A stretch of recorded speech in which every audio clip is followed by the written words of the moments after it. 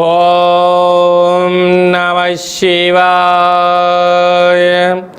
ఓం నమో నారాయణాయ. కర్మ నివారణ నరదృష్టి నివారణ కాల భైరవాయ నమో నమః. ఓం కాళకాలాయ విద్మహే కాళాతీతాయ ధీమహి తన్నో కాళభైరవ ప్రచోదయాత్. హరి ఓం. మా ఛానల్కి స్వాగతం.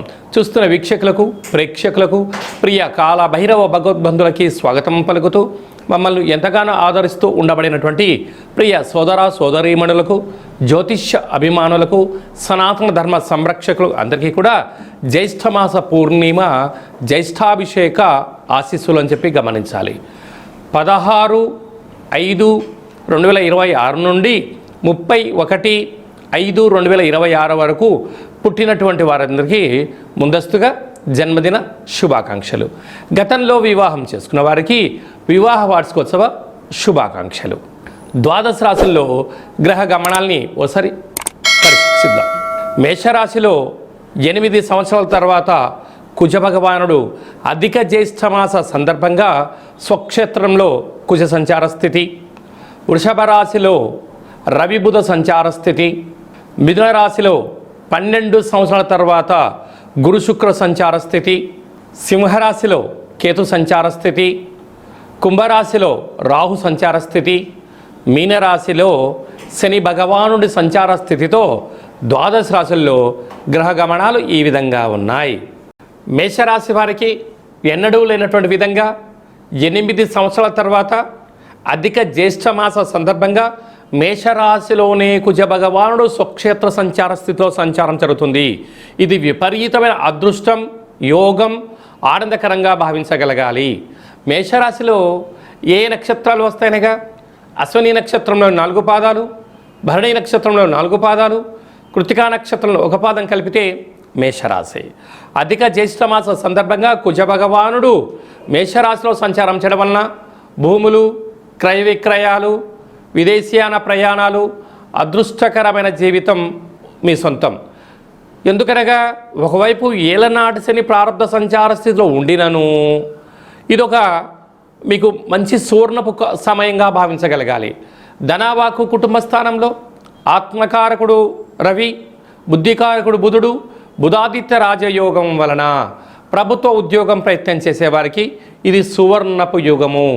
ప్రభుత్వ ఉద్యోగాల్లో ఉంటూ ప్రమోషన్స్ కోసం గట్టిగా ప్రయత్నం చేస్తే విజయం మీ సొంతం అవుతుంది.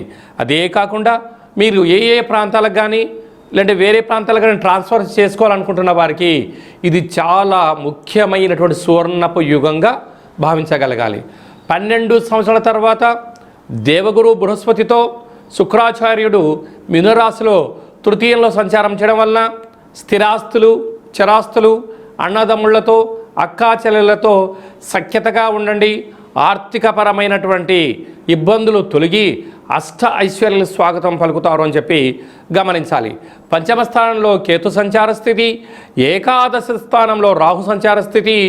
రాహుకేతుల మధ్య సకల గ్రహాలు ఉన్నాయి కనుక దయచేసి ఎవరు అప్పులు ఇవ్వద్దు, అప్పులు కూడా తీసుకోవద్దు అని చెప్పి జ్యోతిర్విజ్ఞానం తెలియచేస్తుంది. వ్యయంలో శని భగవానుడు ఉన్నాడు కనుక మీ జన్మ నక్షత్రం రోజున అష్టమి పూర్ణిమ తిథి యందున ముఖ్యమైన పనులు ప్రారంభించుకోవడం ఉత్తమోత్తంగా భావించగలగాలి. కనుక ఈ జ్యేష్ఠమాస పూర్ణిమ సందర్భంగా ఒక వెడల్పాటి పాత్రలో పాలను పోసి ఎర్రటి పుష్పాలను అనగా అంటే మందార పుష్పాలు కానీ లేకపోతే గులాబీ పుష్పాలు కానీ కుదరకపోతే ఎర్రటి అక్షంతలు కానీ ఆ పాలలో వేసి ఆ చంద్రుడు చూసి నమస్కారం చేసుకొని ఈ యొక్క పాలను మల్లె వృక్షానికి కానీ మేడి వృక్షానికి కానీ తులసి వృక్షానికి కానీ పోయండి. మీ కష్టాలకు ఆ రోజు నుంచి ఫుల్ స్టాప్ కలిగి అష్ట ఐశ్వర్యం స్వాగతం పలుకుతారు అని చెప్పి గమనించాలి. మే నెలలో ద్వితీయార్థంలో ముఖ్యమైన పండుగల గురించి క్లుప్తంగా సవివరంగా సంపూర్ణంగా తెలుసుకుందాం. 21వ తారీఖున ఎన్నడూ లేనటువంటి విధంగా అధిక జ్యేష్ఠ మాసంలో గురువారము పుష్యమి నక్షత్రము అనగా తెల్ల జిల్లేడు వృక్షం దగ్గర పూజ చేసిన తిల్లెజిల్లడి యొక్క వేరు తీసుకొచ్చి సింధూరం పూసి ఇంట్లో పెట్టుకున్నా, ఒక లక్ష్మీ గణపతి హోమాన్ని చేసుకున్న అద్భుతమైన అఖండమైన రాజయోగం మన సొంతం అవుతుందని చెప్పి గమనించాలి. అలా చేసుకోలేనటువంటి వారికి, తెల్లజిల్లేడు వృక్షం దొరకలేనటువంటి వారు ఈ కిదినమును సంప్రదించినట్లయితే, మీ గోత్రనామాలు పంపించినట్లయితే పూజ చేసి ఆ తెల్లజిల్లేడు యొక్క వినాయకుడి స్వరూపాన్ని వేరును మీకు పంపించడం జరుగుతుందని చెప్పి గమనించాలి.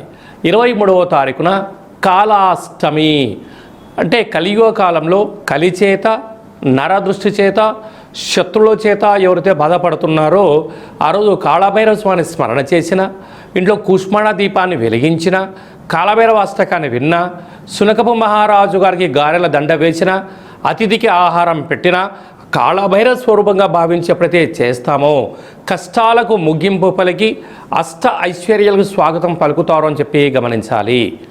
అలాగనే మనకు 31వ తారీఖున అధిక జ్యేష్ఠమాస పూర్ణిమ అంటే అధిక ఫలితము అంటారు. కనుక అధిక జ్యేష్ఠమాసంలో శ్రీమన్నారాయణ స్వామి యొక్క స్మరణ చేసిన, ధ్యానం చేసిన, తిరుమల వెంకటేశ్వర స్వామి క్షేత్రంలో జ్యేష్ఠ పూర్ణిమ సందర్భంగా విశేష అభిషేకం చేస్తూ ఉంటారు. కనుక మన గృహంలో వెంకటేశ్వర స్వామివారి స్మరణ, పూజను, ఒక తులసిమాలను సమర్పించిన అంతే పుణ్య ఫలితం ఉంటుందని చెప్పి గమనించాలి. కనుక జ్యేష్ఠమాస పూర్ణిమ సందర్భంగా అంటే సాయం సంధ్య అంటే చీకటి పడ్డ తర్వాత 7:30 నుంచి అర్ధరాత్రి 11-12 గంటల వరకు గగనంలో తెల్లగా చల్లగా చంద్రుడు కనపడుతూ ఉంటాడు. కనుక ఒక వెడల్పాటి పాత్రలో పాలు పోసి అందులో 1 కానీ 5 కానీ శక్తి అనుసారంగా కొన్ని ముత్యాలు వేసి మీ మనసులో కోరిక కోరుకొని ఆ చంద్రభగవానికి నమస్కారం చేసుకొని ఈ యొక్క పాలను తులసి వృక్షానికి పోసినట్లయితే అద్భుతమైన ఐశ్వర్యము, లక్ష్మీ కటాక్షము, శ్రీమన్నారాయణుడి యొక్క ఆశీస్సులు ఉంటాయని చెప్పి గమనించాలి.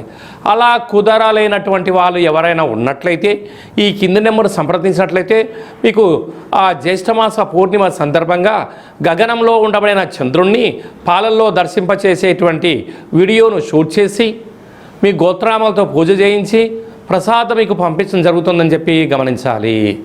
అలాగనే మీ వ్యక్తిగత జాతకం తెలుసుకోవాలనుకుంటున్నారా? మీ యొక్క పేరు, పుట్టినటువంటి తేదీ, నెల, సంవత్సరం, పుట్టిన సమయం రాసి వాట్సాప్ ద్వారా పంపించగలరు.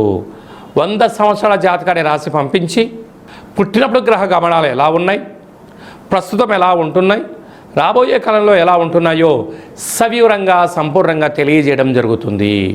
అలాగే డేట్ ఆఫ్ బర్త్లు లేనటువంటి వారికి మీ పేరు యొక్క మొదటి అక్షరాన్ని అనుసరిస్తూ రాశిని తెలియచేస్తూ రమణ శాస్త్రం ద్వారా అనగా గవళ ద్వారా భూత భవిష్యత్ వర్తమానం తెలియజేయడం జరుగుతుంది. ఈ కింది నెంబర్ని అపాయింట్మెంట్ తీసుకొని సంప్రదించగలరు. అందరికీ ఐశ్వర్యాన్ని, ఆనందాన్ని, అధిక జ్యేష్ఠ మాసంలో ఉండబడినటువంటి ఫలితాలు అందరికీ ప్రసాదించాలని కోరుకుంటూ మనసారా ఆశీర్వచనం. శతమానం భవతి శతాయు పురుష సతేంద్రియ ఆయుష్యేవేంద్రియే ప్రతిష్టతి ధనం ధాన్యం బహుపుత్రలాభం శత సంవత్సరం దీర్ఘమాయు సర్వే జనా సుఖినో భవంతు లోకా సమస్తా సుఖినో భవంతు సర్వం కాళభైరవ దేవతార్పణమస్తు. హరి ఓం. ఈ వీడియో నచ్చినట్టయితే లైక్ చేయండి, అనేక హిందూ భగవద్బంధులకి షేర్ చేయండి.